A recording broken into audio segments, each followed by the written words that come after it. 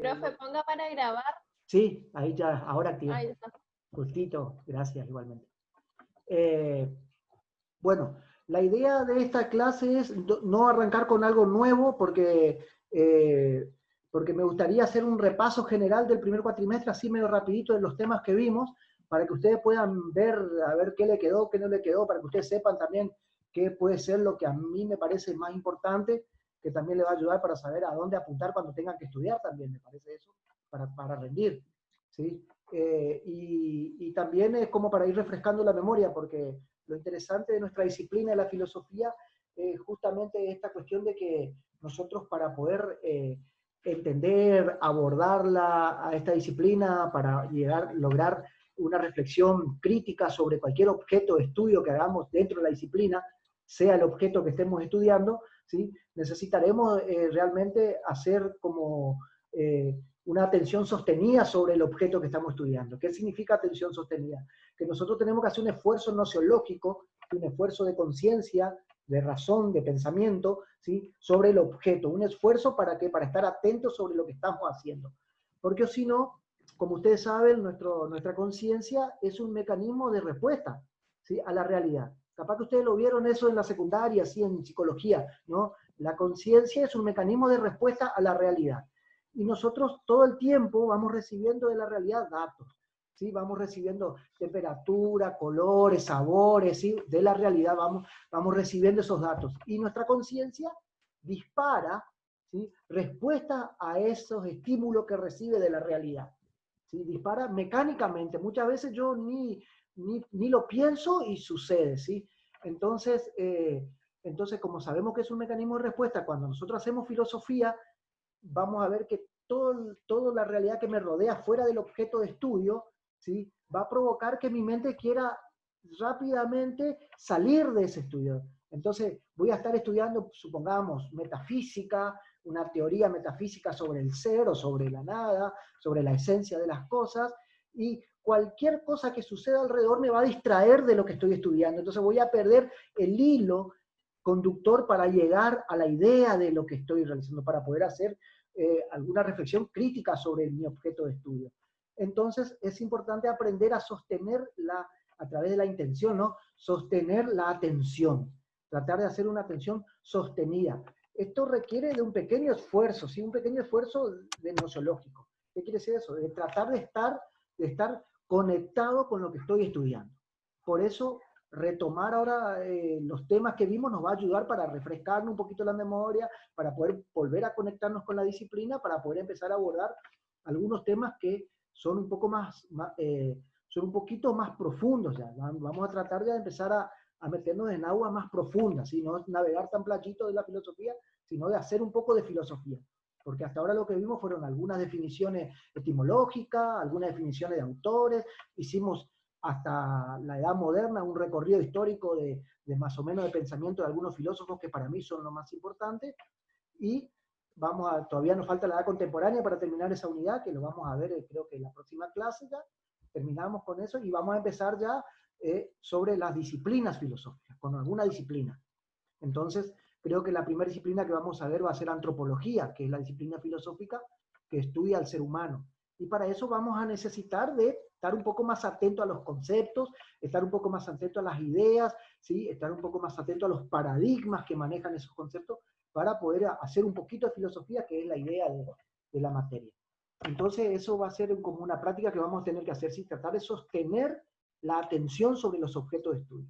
Si hay algo que me distrae, tratar de hacer un esfuerzo, por eso hablamos de un esfuerzo nociológico. Hacer un esfuerzo para poder estar atento a lo que estamos haciendo, ¿sí? Tratemos de no dispersarnos tan rápidamente.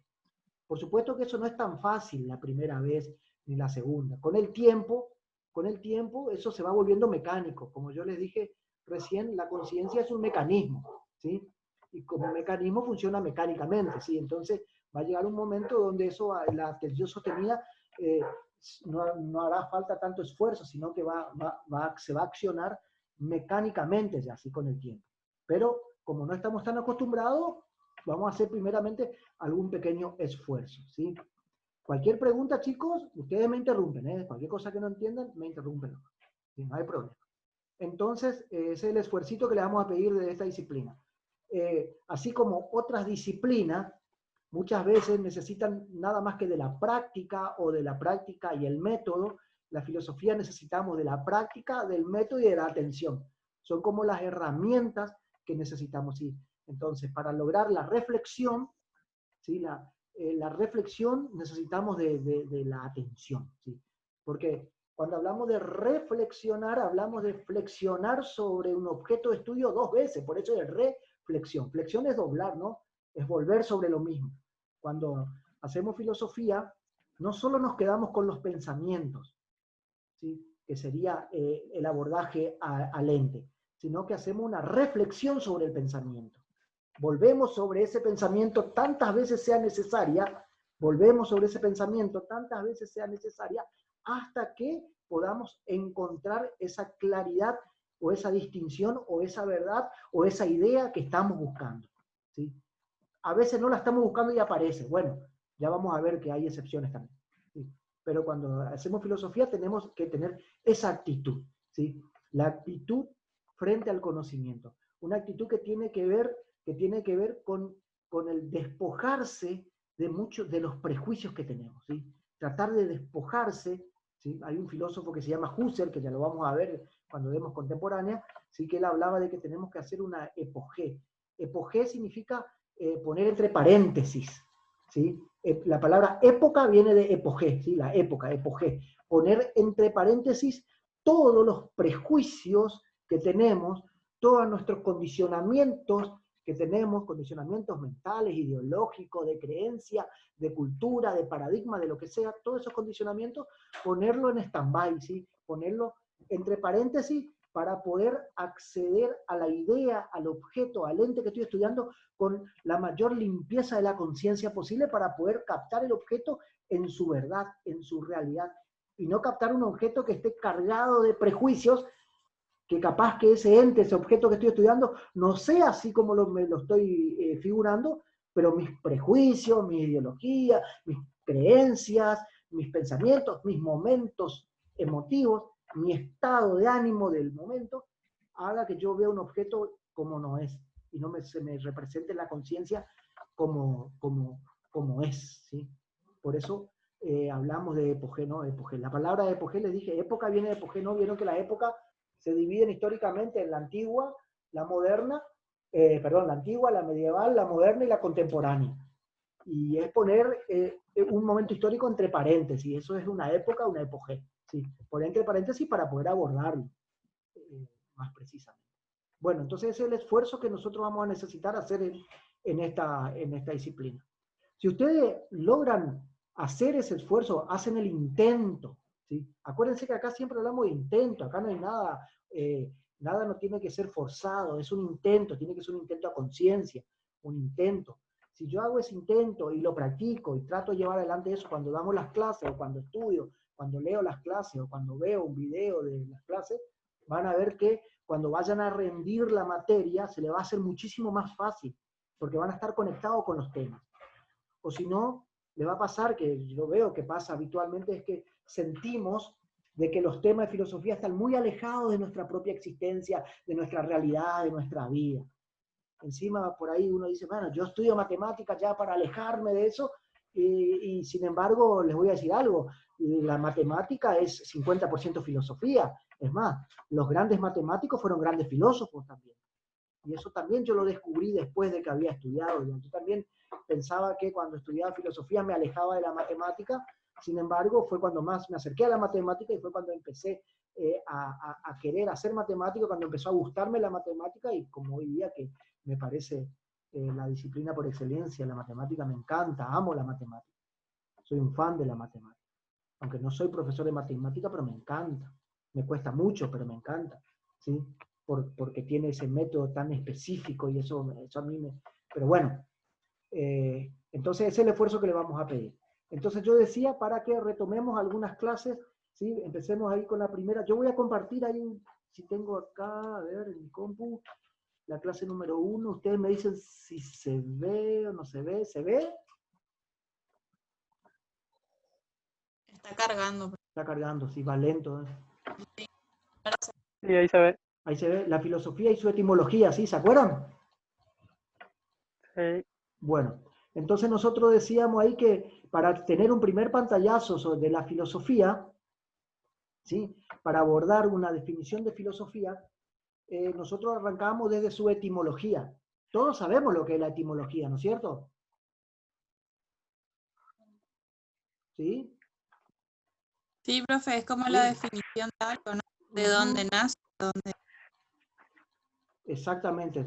La definición, el origen, de dónde viene la palabra. No siempre el significado va de la mano de la etimología, ¿sí? Esto tengan bien en claro. No siempre el significado de la palabra va de la mano de la etimología, porque muchas veces las palabras nacen, ¿sí? Su etimología representan una cosa y con el tiempo los significados van cambiando, ¿sí? Ahora vamos a ver algunos ejemplos, y así los significados van cambiando, porque eso tiene que ver con momentos históricos, con necesidades, con costumbres, con el paradigma, ¿sí? O sea, no siempre, generalmente sí, pero no siempre se da eso, ¿sí? De que el significado y la etimología vayan de la mano. A veces la etimología dice una cosa y el significado es otra. Le doy un pequeño ejemplo ahora para que entendamos eso. Si nosotros buscamos la etimología de la palabra familia, nos vamos a sorprender el significado que nosotros damos a la familia y la etimología de la palabra familia. La palabra familia viene del latín famulo, que significa esclavo. ¿Sí? Esa es la etimología de la palabra familia. O sea que nuestras familias serán nuestros esclavos. Nosotros hoy día no tenemos ese concepto, ese significado de la palabra familia. Nosotros hablamos de la familia, hablamos de esa gente con la cual nosotros estamos conectadas y sentimos que en esa conexión generamos una comunidad, una pequeña comunidad donde nos sostenemos mutuamente, haya sanguinidad o no, ¿sí? Sea pariente o no sea pariente. Cuando hablamos de familia hablamos de eso. Sin embargo, la palabra nace como esclavo. Antes quien tenía mucha familia era porque tenía muchos esclavos. Bueno, no sé si alguna familia funciona así, la mía por lo menos no. No tenemos esclavos todavía. Solo con los hermanos. Algunos tienen los hermanos esclavos, claro. A mí me gustaría tener mi hijo esclavo, pero no me sale. Pero vieron, fíjense que ahí la etimología no va de la mano del significado de la palabra. Entonces ahí la etimología para el significado no nos ayudará mucho. Bueno, chicos, cuando se termina el tiempo, me dice que falta 10 minutos, cuando se termina el tiempo, ustedes se vuelven a conectar con el mismo ID, con el mismo password nomás, ¿sí? O el mismo link. ¿Sí? Yo ya tengo ahí preparado, porque dura creo que 40 minutos la clase, así que por lo menos 2, 3 veces nos vamos a conectar hasta las 7:30. Nos volvemos a conectar y continuamos, ¿sí? No se preocupen. Bueno, entonces digo para que tengan en cuenta, a mí me gusta arrancar una definición de filosofía desde su etimología, porque en realidad una definición de filosofía que yo le diga, chicos, esta es la definición que ustedes tienen que saber, que me tienen que presentar, que la tienen que estudiar, que el día que rinden vienen y me la repiten y ya tienen la definición, estaría muy equivocado. Porque justamente lo difícil o lo interesante de la filosofía es que no hay una definición como la definición oficial de la filosofía. Porque justamente, y eso lo vamos a ver en su etimología, la filosofía nace justamente como un movimiento de acción sobre el conocimiento. Entonces, cada filósofo, cada momento histórico tuvo una definición diferente de eso. Entonces vamos a leer a Aristóteles y nos va a dar una definición, y vamos a leer a Platón y nos va a dar otra, y vamos a leer a Jasper y nos va a dar otra, y vamos a leer a Jean-Paul Sartre o Heidegger, filósofos contemporáneos, y nos van a dar otra definición, y vamos a decir, pero ¿cuál es la definición? Entonces, nosotros nomás tenemos que tratar de armar la que nos parece, la que nos motiva, la que nos mueve. Pero una buena forma de arrancar es a través de su etimología, para poder saber de qué se trata, ¿sí? No hay una definición dada. Entonces pusimos ahí que la etimología, ya ustedes conocen, en la secundaria lo habrán visto, ¿no? Filosofía, filos, amor, sofía, sabiduría. Y ahí lo que intentamos hacer en esa clase era introducirnos un poco más profundo que la etimología, ya hacer una filología de la palabra, de la palabra amor a la sabiduría. O sea, ir un poco más a la raíz histórica de la palabra, de la etimología de filosofía. Entonces la dividimos en amor y en sabiduría. Y decíamos que amor es una palabra compuesta por la A como negación, ¿sí? Que eso es griego, y mortis como muerte, ¿se acuerdan? ¿Leyeron? Los que leyeron por ahí se deben acordar o vieron el idea, ¿sí? Muerte. O sea que la etimología o la filología de la palabra amor sería una negación a la muerte. Sin muerte sería la traducción precisa, o donde no hay muerte, ¿sí? o sea, negación a la muerte. Igualmente, chicos, este dato que le estoy dando de amor no es un dato científico, ¿sí? No, porque hay una discusión grande sobre esa etimología de la palabra amor, porque la A como negación es griega y mortis de muerte es latina. Entonces hay como una discusión de que puede ser que se cruzaron en algún momento para...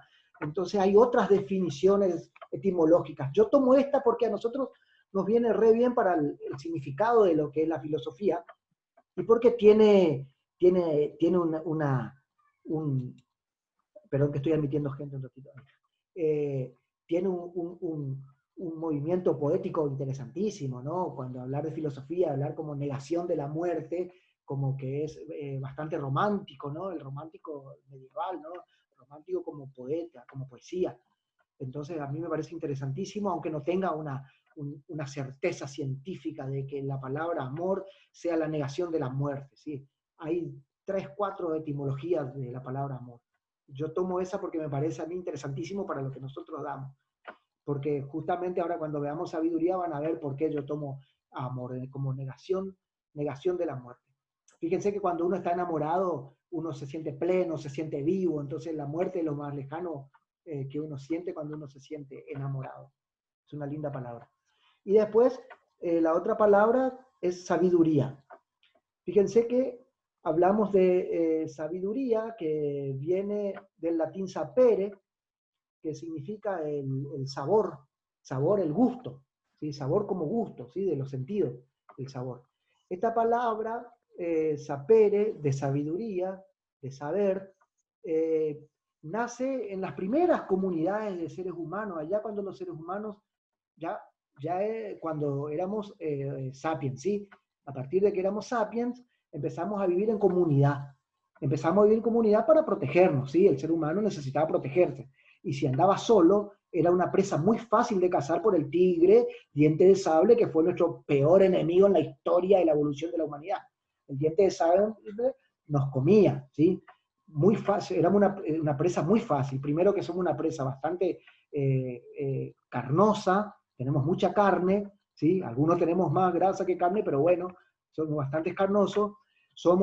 No tenemos defensas, grandes defensas, o sea, no tenemos grandes colmillos, no tenemos grandes pezuñas, no somos rápidos, no somos ligeros para un tigre, corremos re lento, se hace difícil de correr, somos mucha proteína, mucha carne, muy fácil, ¿sí? Para el tigre. Entonces nos cazaba muy fácil y andando solo éramos una presa muy fácil. Entonces el ser humano, al tener conciencia, decide empezar a vivir en comunidad para cuidarnos, para protegernos, para sobrevivir como especie. Y menos mal que lo hicimos, porque mediante eso estamos hoy acá. Si no hubiéramos hecho este movimiento, ¿sí? De juntarnos a vivir en comunidad, de empezar a hacer sociedad y no solos individuos, ¿sí? Menos mal que lo hicimos, porque si no la humanidad hoy no existiría. No estaríamos, hubiéramos desaparecido, nos hubiera comido el tigre diente de sable, nos hubiera eliminado. Entonces, mediante de que vivimos en comunidad, pudimos cuidarnos. ¿Y cómo hacíamos? Nos cuidábamos entre todos. De noche, cuando descansamos, que era cuanto más fácil éramos para el tigre que nos case, ¿sí? Uno se quedaba cuidando mientras los otros dormían, descansaban. Entonces, uno del grupo se quedaba cuidando si no venía, vigilando. Cuando venía, pues corrían, subían a los árboles, se escapaban, o agarraban palos y peleaban, ¿sí? O sea que fue un gran acierto de la humanidad vivir en comunidad. Cuando empezamos a vivir en comunidad, empezaron a aparecer otros problemas que antes no tenía la sociedad, la humanidad, el ser humano. Empezaron a tener los problemas sociales, ¿como cuál? Como la alimentación. No es lo mismo alimentarse solo que alimentar a 40, 50 personas. Había comunidades de hasta 300, 400 personas de seres humanos, ¿sí? O sea, no es lo mismo encontrar comida para una o dos personas que encontrar comida para 40, 50 personas. Entonces, el ser humano empezó a recorrer el mundo, ¿sí? Salió a caminar el mundo, ¿sí? Por eso, en ese primer momento, éramos nómades, ¿sí? Andábamos por todos lados. ¿Por qué? Porque vivíamos de la recolección. Recolectábamos frutos y comíamos y sobrevivíamos con esos frutos, ¿sí? Entonces, empezamos a recorrer el mundo. Y ahí aparece otro problema. ¿Cuáles son los frutos que podemos comer y cuáles son los frutos que no podemos comer? ¿Sí? Porque imagínense, ¿sí? comíamos todos, la comunidad de humanos, cuando éramos 40, 45 sapiens, llegábamos y veíamos una fruta roja, linda a la vista, y comíamos, y era una fruta venenosa, nos moríamos y terminaba la humanidad. Entonces el ser humano, porque tiene conciencia, porque tiene inteligencia, descubre que lo que puede hacer para no perecer y saber qué poder comer, de que uno de la comunidad, del grupo, ¿sí?, pruebe primero la comida, los frutos, antes que toda la comunidad coma. Entonces, hay un ser humano que se sacrifica por los otros compañeros. En realidad digo se sacrifica, y ahora va a ver que es un sacrificio con beneficio. Se sacrifica y prueba la fruta para ver si es comestible o no. Entonces él prueba la fruta, si no se muere, es comestible. Si es rica, si tiene sabor, ¿sí?, es comestible.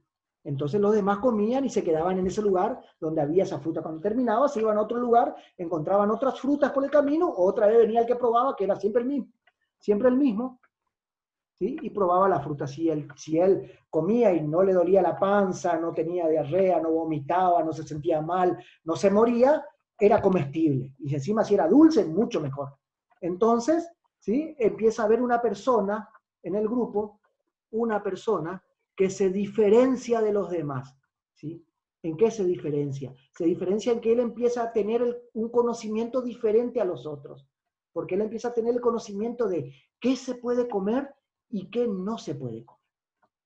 Por supuesto que esa persona aprendía qué se puede comer probando a través de experiencia directa, ¿no? Probaba y sí, sobrevivía, iba aprendiendo. Cuando tenía un hijo, lo transmitía a su hijo, ese saber que él tenía diferente a los otros. Y el hijo, al hijo, y se va formando una generación, y ahí empieza la división de castas, ¿sí?, en la historia de la humanidad. Se va formando una diferenciación de un grupo, una familia que tiene un saber diferente a la comunidad completa, ¿sí? Un saber diferente. ¿Por qué? Porque tiene el sabor, y ahí viene la palabra sabor